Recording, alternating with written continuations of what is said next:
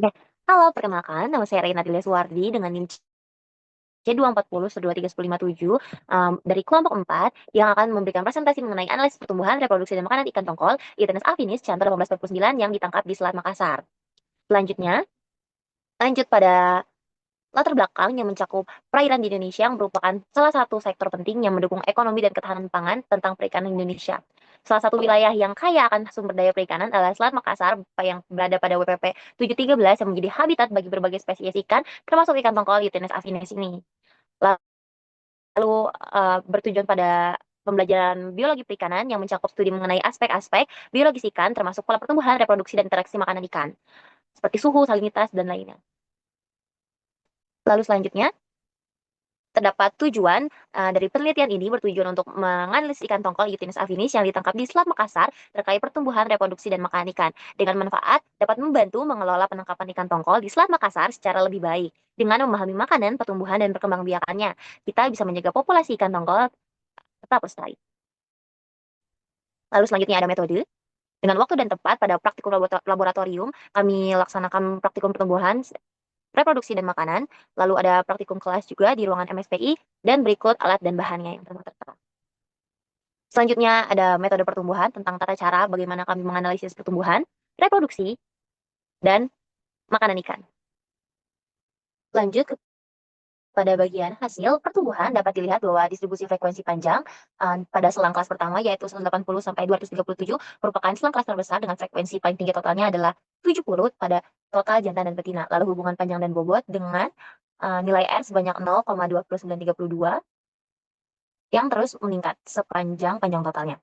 Lalu untuk faktor kondisi gabungan pada bulan Mei, Juli, dan September. Lalu lanjut pada hasil reproduksi, dapat dilihat tingkat kematangan gonad pada jantan lebih mendominasi di TKG 4, sementara ralat di TKG 1, sementara untuk betina lebih mendominasi di TKG 4 juga. Lalu ada indeks kematangan gonad yang sama-sama mendominasi pada TKG 4. Lanjut pada fekunditas pada jantan nilai R didapatkan sebanyak 0,1132 dan betinanya 0,3502 yang menunjukkan bahwa ikan tongkol mendapatkan hasil alometrik negatif. Lalu ada pada diameter telur yang dapat dilihat bahwa hanya satu line yang berada di atas dan tidak menunjukkan banyaknya pemijahan. Jadi dapat disimpulkan bahwa ikan tongkol ini adalah sebagai total spawner pemijahan. Lalu lanjut kepada hasil makanan dengan indeks bagian terbesar dengan ITA total, yaitu pada potongan frustase yang paling terbesar dalam 46%. Lalu hubungan panjang tubuh dan volume makanan yang didapat dengan nilai R pangkat 2-nya betina sebanyak 1%, jantan 0%, dan totalnya 1%. Dilanjut dengan tumpang tindih yang mendapat nilai 0,0005 dengan ruas relung yang mohon maaf sekali, kelompok kami ada kesalahan dalam penilaian menggunakan Excel, jadi belum kami tentukan, tapi pastinya adalah ruas relung tidak mungkin lebih kecil dari atau sama dengan nilai dari tumpang tindih tersebut. Dan panjang usus relatif yang didapatkan dari ikan tongkol ada 0,52 061423 yang mengartikan bahwa ikan tongkol nilainya kurang dari 1 yang artinya adalah ikan tersebut adalah karnivora. Lalu dilanjut dengan pembahasan pertumbuhan.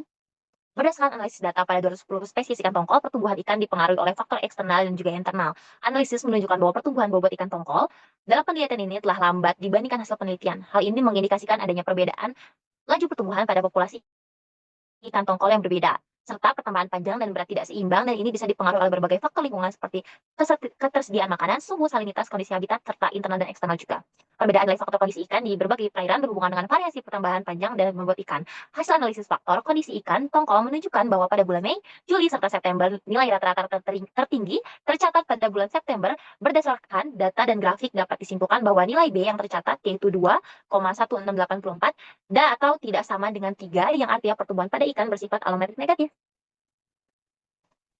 Lalu lanjut pada pembahasan reproduksi dengan TKG betina dan jantan mendominasi pada TKG 4. Berdasarkan hasil analisis, grafik pada indeks kematangan gonad jantan dan betina diketahui bahwa semakin tinggi TKG, semakin tinggi juga IKG-nya. Hal ini menunjukkan adanya hubungan linear antara keduanya sesuai dengan temuan Muharram et al. 2022. Ralat 2020, dari perhitungan diameter telur menunjukkan bahwa diameter telur ikan tongkol juga memiliki variasi yang cukup signifikan.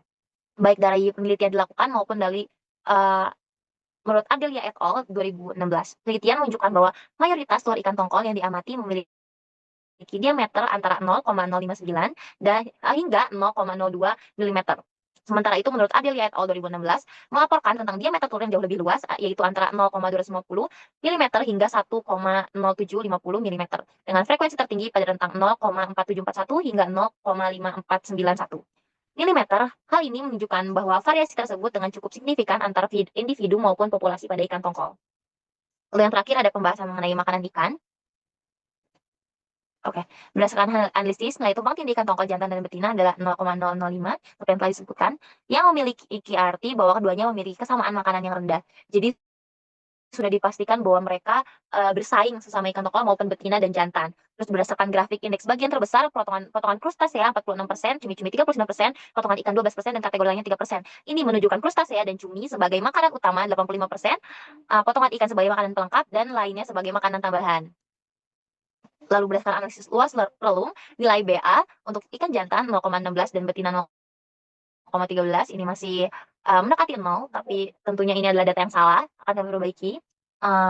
Lanjut kepada data panjang panjang usus dan relatif yang mengatakan bahwa ikan tongkol dari Mei, Juli, dan September rata-rata panjang usus relatif adalah 0,5207, yaitu kurang dari 1 menandakan ikan tongkol termasuk karnivora. Ikan karnivora memiliki panjang usus lebih pendek dari tubuhnya, yaitu kurang dari 1, sedangkan herbivora memiliki usus 3-5 kali panjang tubuh, dan omnivora sekitar 1-2 kali panjang tubuh, menurut Yeni dan Elvira 2017. Lalu kesimpulan dan saran yang dapat kami simpulkan adalah, berdasarkan perhitungan dan analisis pertumbuhan, diketahui DFT ikan didominasi pada selang 180-237.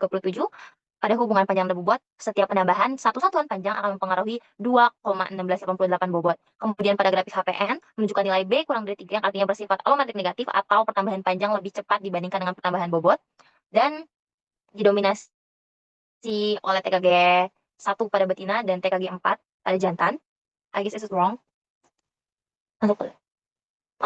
Masuk pada kesimpulan dan saran. Berdasarkan perhitungan dari analisis pertumbuhan, diketahui bahwa DFP ikan didominasi pada selang kelas 180-237. Pada hubungan panjang dan bobot, setiap penambahan satu satuan panjang akan mempengaruhi 2,1688 bobot. Kemudian pada grafik HPA menunjukkan nilai B yang kurang dari 3 yang memiliki arti bahwa ikan tongkol bersifat alometrik negatif atau penambahan panjang lebih cepat dibandingkan dengan penambahan bobot. Pada analisis reproduksi, hasil TKG jantan didominasi oleh TKG 4, begitu juga betina. Dan berdasarkan grafik IKG dapat disimpulkan setiap penambahan TKG akan bertambah juga nilai IKG. Lalu pada hasil analisis tumpang tindih makanan yang sama pada tabel panjang usus relatif dapat disimpulkan ikan tongkol merupakan ikan karnivora karena memiliki nilai panjang usus relatif kurang dari 1, dan pemantauan jangka panjang untuk saran, pemantauan jangka panjang sangat penting untuk menganalisis pola pertumbuhan reproduksi ikan tongkol sepanjang musim serta memahami dampak faktor lingkungan dengan lebih rinci. Upaya konservasi habitat perlu diperkuat, terutama pada bulan-bulan kritis seperti September ketika pertumbuhan dan reproduksi berada pada puncaknya, untuk mendukung kelangsungan populasi ikan tongkol. Penelitian lanjutan diperlukan untuk mengidentifikasi faktor-faktor yang mempengaruhi pertumbuhan yang lebih lambat, seperti ketersediaan makanan atau kondisi lingkungan. Selain itu, data tentang diameter telur dapat digunakan untuk membantu pengelolaan stok ikan tongkol dengan memberikan prioritas pada pelindungan selama periode pemijahan agar proses reproduksi berjalan dengan baik, sesuai dengan hasil analisis yang tadi telah kami sebutkan. Berikut juga daftar pustaka yang telah kami cantumkan, yang telah kami gunakan pada presentasi kali ini. Dan terima kasih, sekian dari saya. Mohon maaf atas segala kesalahan dan semoga hal-hal yang baik dapat dipelajari dan dapat diambil. Bye.